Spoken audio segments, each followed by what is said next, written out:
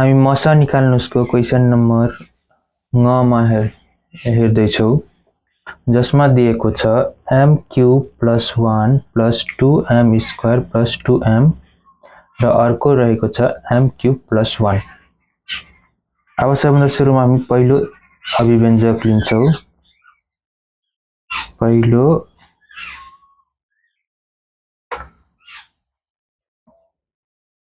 अभिव्यञ्जकमा के रहेको छ भन्दाखेरि m cube plus 1 plus 2m square plus 2m रहेको छ। अब यसमा हामी के गर्छ भन्दाखेरि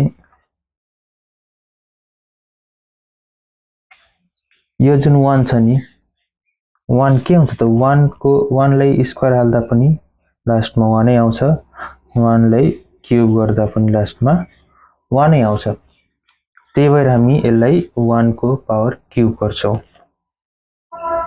m क्यूब प्लस 1 को पावर क्यूब गर्दिन्छौं plus 2m square plus 2m गर्छौं।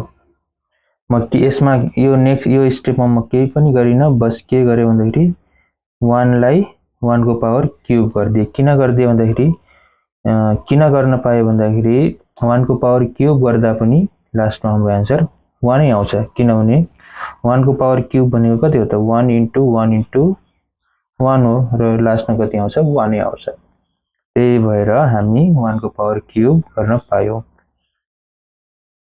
र अर्को हामीलाई के थाहा छ भन्दाखेरि a cube plus b cube को फर्मुला।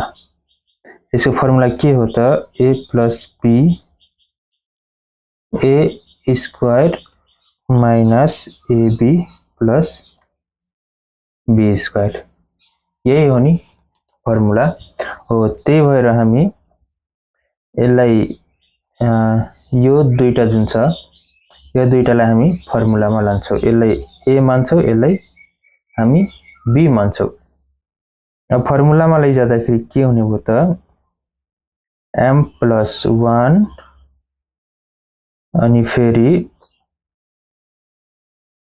a प्लस b, किनभने a प्लस b छ नि त, त्यही भएर m प्लस 1 भयो। र अर्को a स्क्वायर भनेको हाम्रो a कै हो त m हो, अनि m स्क्वायर प्लस ab भनेको m into 1 प्लस b भनेको कति हो त 1 को स्क्वायर हो। अब अर्को स्टेप के गर्ने भन्दाखेरि यो दुईटामा मिल्ने के छ त हाम्रो 2m छ, मिल्ने कमन लिन सक्छौं। त्यही भएर यसमा मैले के गर्दे 2m कमन लिदिए। 2m कमन लिँदाखेरि यसमा बाँकी कति बच्ने भयो त m प्लस 1 यति बाँकी बच्ने भयो। अब यति बाँकी बचिसकेपछि यो लाइन र यो लाइनमा हेर्नुस् त मिल्ने के छ m प्लस 1 र m प्लस 1 भनेपछि हामी यसमा यो दुईटा कमन लिन सक्छौं। कमन लिँदाखेरि के हुने भयो त m प्लस 1 हाम्रो कमन आयो, त्यसपछि बाँकी बच्यो m स्क्वायर प्लस यो मल्टिप्लाई गर्दाखेरि m प्लस 1, त्यसपछि यो बाँकी बच्यो हाम्रो प्लस 2m, यति नै बाँकी बच्यो।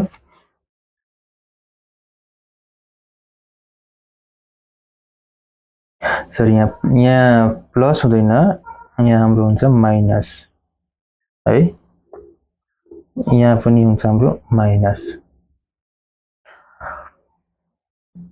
अब त्यसै गरी हामी यसलाई सिम्प्लिफिकेसन गर्दाखेरि के हुन्छ m प्लस 1 अनि m square minus m plus 1 आयो, भित्र आउने भयो 2m,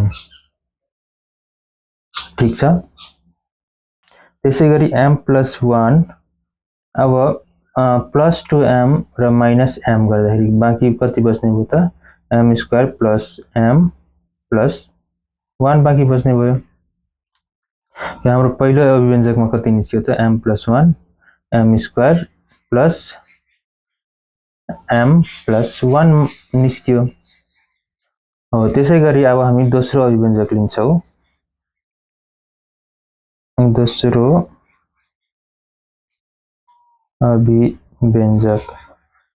अभिव्यञ्जक के रहेको छ त भन्दाखेरि दोस्रो अभिव्यञ्जक रहेको छ यो रहेको छ।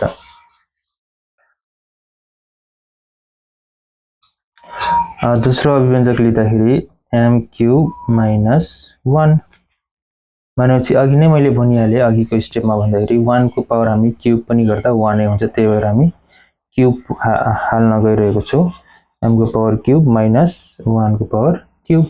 अब यसलाई हामी फर्मुलामा लैजान्छौं, कुन भन्दाखेरि a cube minus b cube को फर्मुलामा लैजान्छौं। यसको फर्मुला के हुन्छ a minus b a square plus ab plus b square, यो फर्मुला हुन्छ।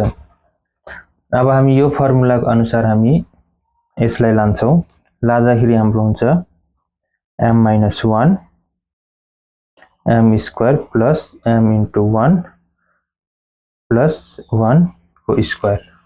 अब यसलाई हामी थोरै क्याल्कुलेसन गर्दाखेरि m minus 1 m square plus m plus 1 हुने भयो। अब पहिलो अभिव्यञ्जक र दोस्रो अभिव्यञ्जकमा मिल्ने कुराहरु के छ त, यो र यो मिल्ने छ भनेपछि हाम्रो मसा कति हुने भयो त, हाम्रो मसा हुने भयो m square plus m plus 1, यो हाम्रो आन्सर।